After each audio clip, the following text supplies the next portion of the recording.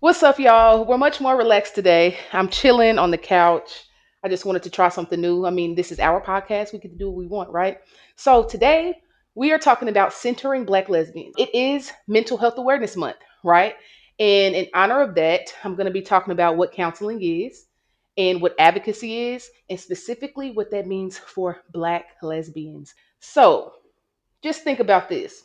What happens when you exist at intersections the world keeps trying to separate? What happens when you're a Black lesbian healing, surviving, creating, loving, and still searching for spaces that fully see you?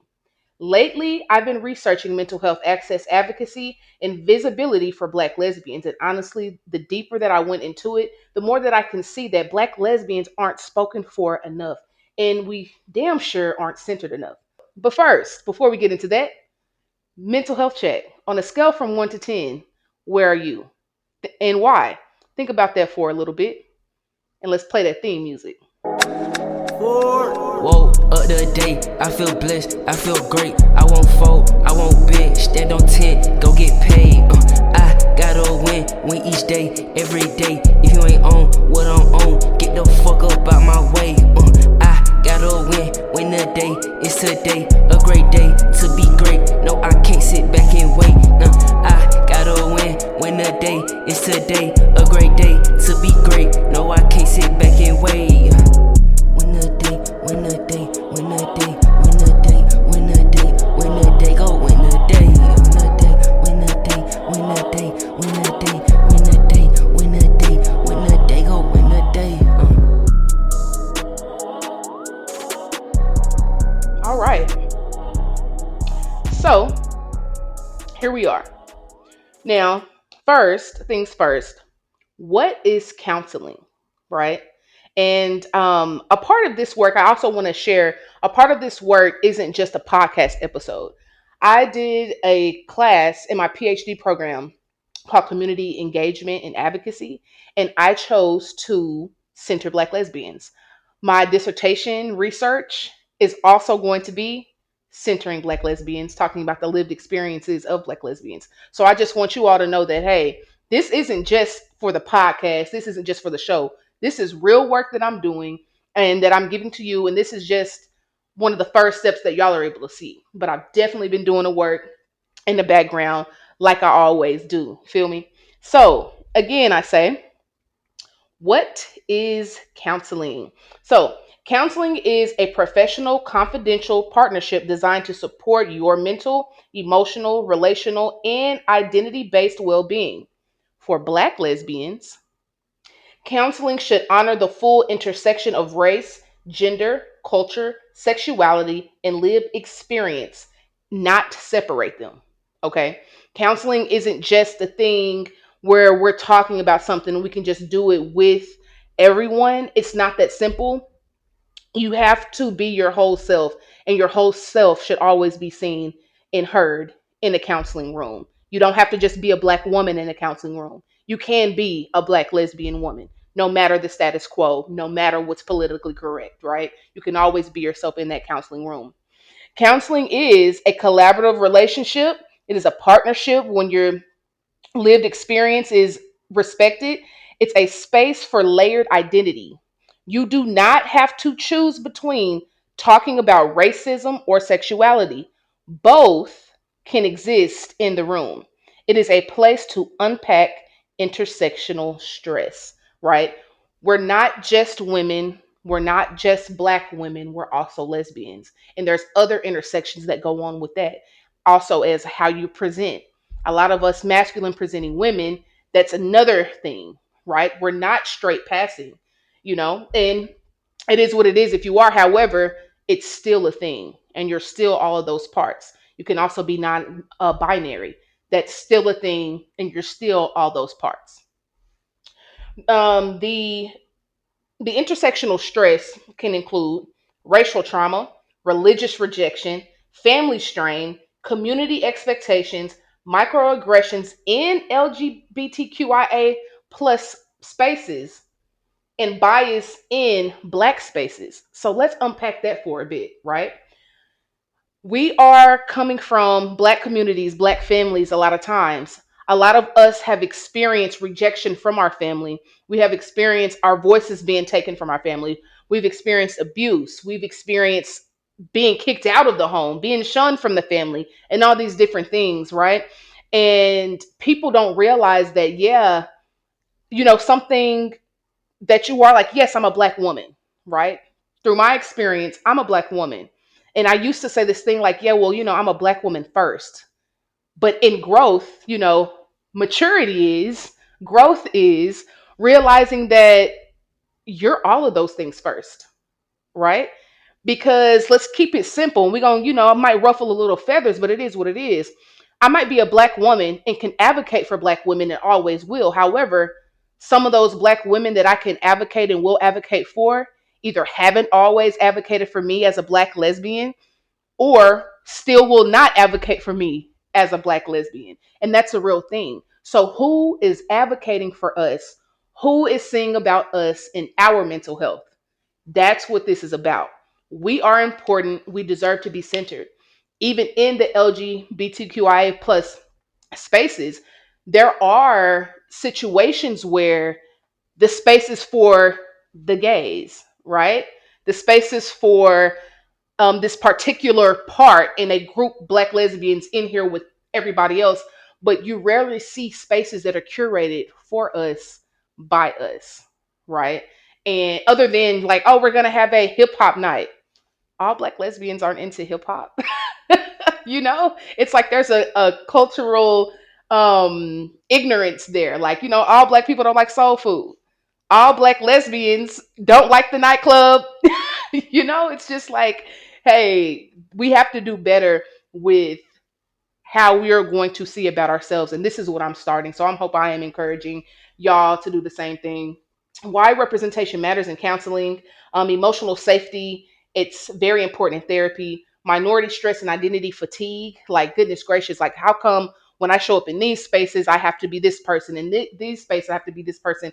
You should be able to be yourself in all spaces at all times. Sometimes the exhaustion isn't only life itself, sometimes it's constantly transitioning. Oh, excuse me. Sometimes it's constantly translating your identity to the world around you. So, here are some different points that I just want you to think about. Black lesbians often exist in overlapping systems of, of invisibility, something that basically what I just talked about, how we can be invisible within certain parts of the intersections, right? So, not like I said, you're not just a black woman, you're not just black, you're not just a lesbian, you're all of those things at the same time. All right. One thing that I noticed in doing the research is how often black lesbians disappear statistically. We become folded into broader categories like LGBTQ, women, black communities. And while those categories matter, they can also erase specific lived experiences.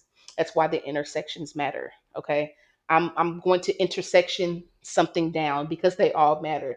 And when people constantly feel unseen, misunderstood, or reduced, it impacts your reach. People stop reaching for help when they see that the help isn't there, or you pull back when you get to see all of the intersections of who I am, what I am, and how I am. Centering black lesbians doesn't mean nobody else matters, right? It means recognizing that some communities have historically received less visibility, less support, and fewer safe spaces to fully exist. It's as simple as that. It gets to what is advocacy, because advocacy is a very, very big part of counseling. It's not just sit in front of me and we're going to talk and shoot the shit about whatever it is, and I'm going to help you with your problems and so on. It's also speaking up for you when you're not in the room, speaking up and showing up in rooms that you probably can't even get in yet or that you don't know about. And it's also letting y'all know, hey, this is what's going on. This is what matters. This is how it matters. This is how we're being shaped, and just getting the word out there. This is an example, what I'm doing right now, of advocacy. The role of advocacy happens across the client level and public level by acting with and on behalf of the community, right? Not saying that I'm the voice of this community, spreading the voices of the community. It's a difference, right? Everybody, sometimes people want to synthesize things too much. I'm not the voice of black lesbians, but because of my position, because of the work that I do, I can take the multiple voices within that community and spread them and put them in rooms that they're typically not in. And that's just one of the um biggest parts of advocacy, and one of the things that I love the most, because one thing I'm gonna do is advocate. Okay. I'm a oldest sibling of my mother's three. I'm the oldest, so I'm going to advocate. It's in me. I can't help it. I was born that way. I was born to be an advocate. Okay, I'm gonna speak up. Okay, the American Counseling Association developed the ACA advocacy competencies to clarify how counseling engage in social justice work at multiple levels. So this stuff is actually deeply rooted. This isn't just some word that we made up and said, "Hey, we're just going to advocate and do it this." Like, no, this is embedded in counseling. So, counseling should look a certain way. Counseling, like I just said, we're just not sitting across from each other shooting the shit, right? And that's cool and all. However, there are codes of ethics, there are things, there are competencies that are embedded in advocacy for the betterment of you and all your intersections and the things that you need, from mental, physical, racial, it does not matter. So, why representation matters in counseling? It is important that people like me are in the room so we can see ourselves like, oh, wow, we do this thing too.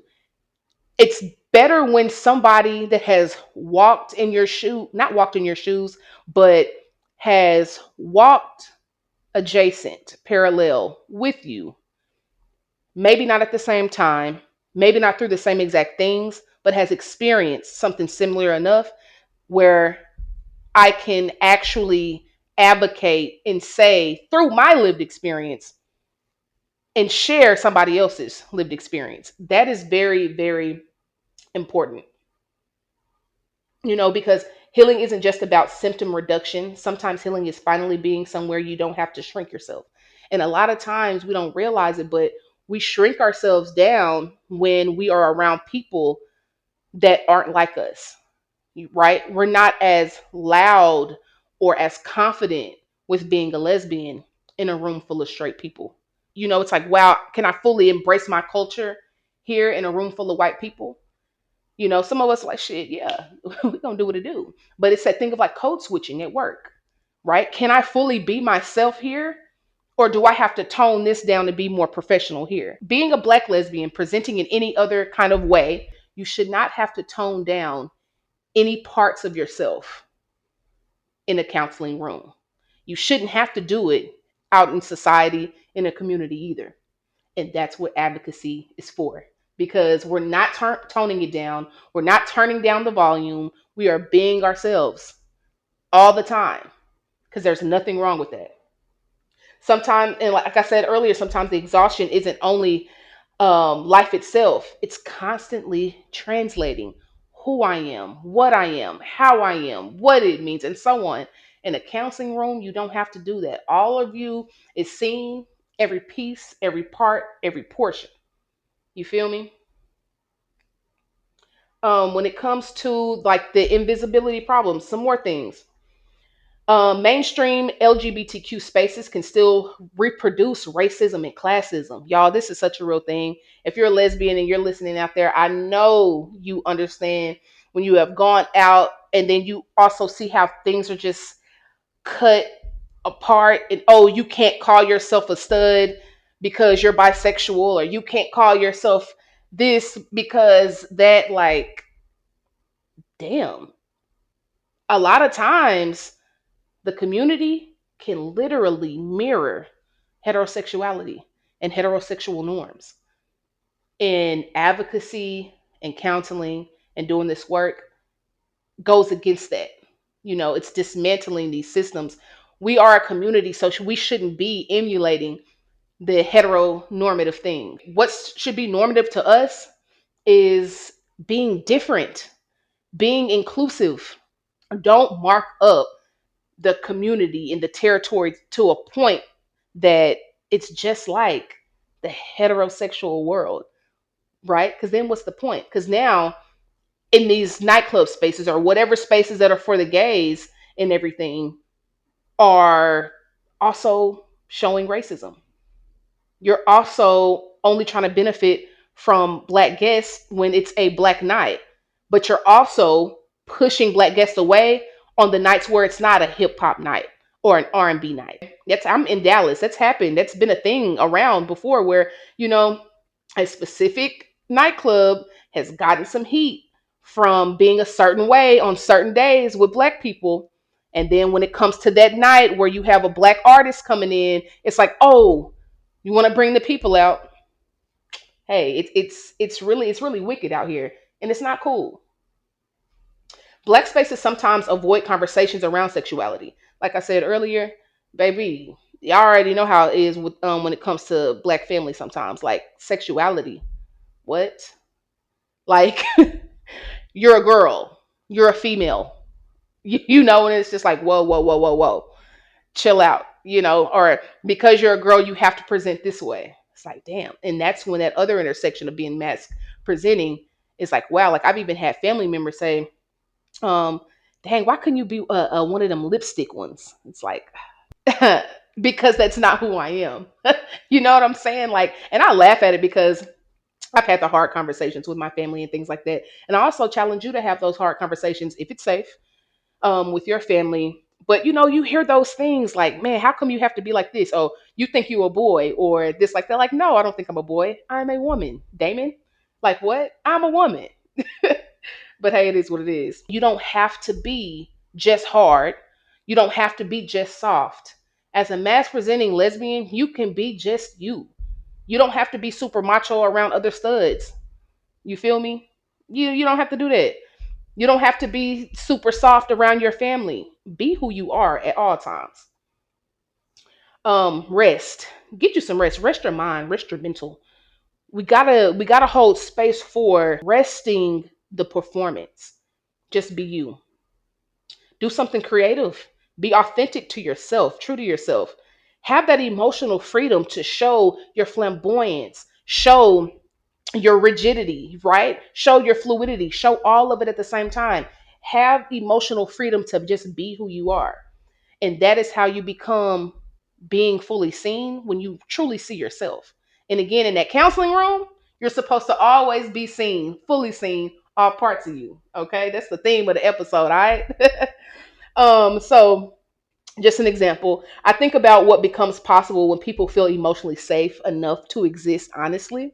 What does healing look like when survival is no longer the only goal, right? It's just like, man, if when I'm just not trying to survive, right? What does healing look like? Man, because when I'm not trying to survive, that means I'm living, huh? When I'm not just trying to survive, that means I'm living. And when I'm living, what does healing really look like? Think about that. What does softness look like for Black lesbians who have spent years navigating invisibility, hypervisibility, pressure, or misunderstanding? Think about that. What does softness look like for Black lesbians who have spent years navigating invisibility, hypervisibility, pressure, or misunderstanding? Hmm.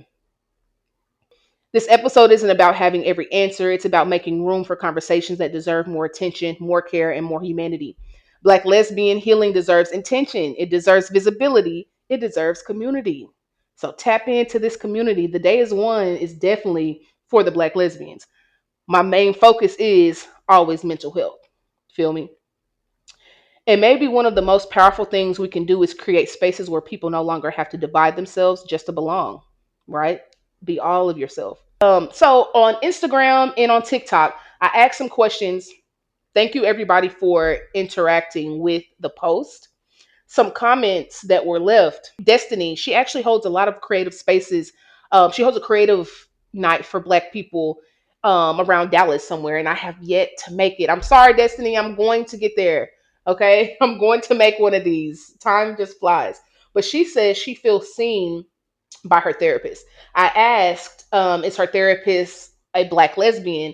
And she said she is Black and neurodivergent, but she is not a lesbian. I also do EMDR with my other therapist. She is Black as well. So shout out to the black therapists and the black women out there getting therapy. Okay, we have another comment.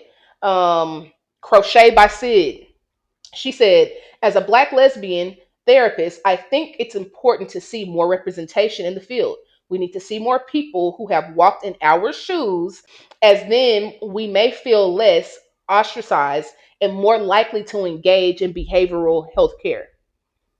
I completely agree with that. I also asked, what are some things you do to hold space for us in counseling or in the therapy room? And she responded to that and said, if nothing else, being affirming and supportive of my clients, feeling comfortable enough to identify openly in the therapeutic space about their sexual identity, and then treating all subsequent conversations business as usual. Nothing is strange or other to me about lesbian relationships. I also am able to understand the different nuances and lack of code switching needed when meeting with Black lesbian and other queer clients. Yes, ma'am. Thank you, Sid, for your work. But that was a great, great answer that she gave me. Another one, Nick, it's my cousin. She says she has never found a lesbian therapist. Somebody else that I know said that they haven't found a lesbian therapist either. These are also black lesbians, and these two people are also black mass presenting lesbians, right? So we need to figure out how we can get our faces, black lesbians, black mass presenting lesbians in general, in the counseling rooms and advocate. And like I said, this is what I'm doing this for. We are out here, we're doing the work. I am unlicensed right now, so right now I'm working personally one-on-one as a life coach, but I am also studying for the NCE exam to take at the end of the summer. So I will be licensed soon. Okay, clock it. Also, Shaw made it. What's up, Shaw? Shaw said, I've never even thought about having that representation, but I love that idea. I haven't been to therapy since I was in college, and I would love to change that. I think therapy as a teenager could have helped me understand myself more and gave me some pieces of mind instead of always anxious and hiding. Man, when I tell you, if I had a therapist in high school, I'd probably be in the WNBA by now. I'm not even lying to you. I kid you not, because it would have taught me how to deal with my emotions. I would have had I used basketball back then as an escape. I didn't have to be the oldest sibling helping raise kids. I didn't have to be gay or straight. I didn't have to be tomboy or girly. I didn't have to be anything but a ball player. And that's what I used it for. But if I knew then what I know now, I would have found some type of way. But I mean, but that's when at that age, you have to have parents advocate for you. So, parents, if you're a parent and you're listening to this, advocate for your black lesbian children. We need that. That advocacy, that parental advocacy changes the trajectory of who we are. Don't worry about what it looks like to your family, to your mama, to the whatever. Advocate, let your children be who they are. As long as they're not harming nobody, let them be who they are. You'd be surprised the difference that would make. You would be surprised. Anyways, into our counseling today segment, advocacy in action, holding hope in hard times. Advocacy endures even in moments of setback. Advocacy is rarely a straight line. Progress does not move neatly from idea to implementation.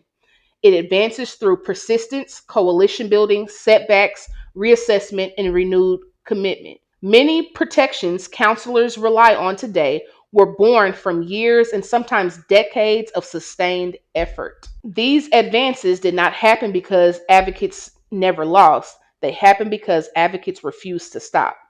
Temporary losses are not failures. They are part of the process. Okay? Shout out to counseling today for that.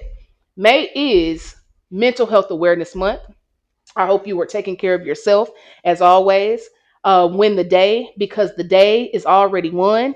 And find you something good to do. Find you something that's going to make you smile today. Also, on a scale from 1 to 10, 1 being the lowest, 10 being the highest, where are you at now and why?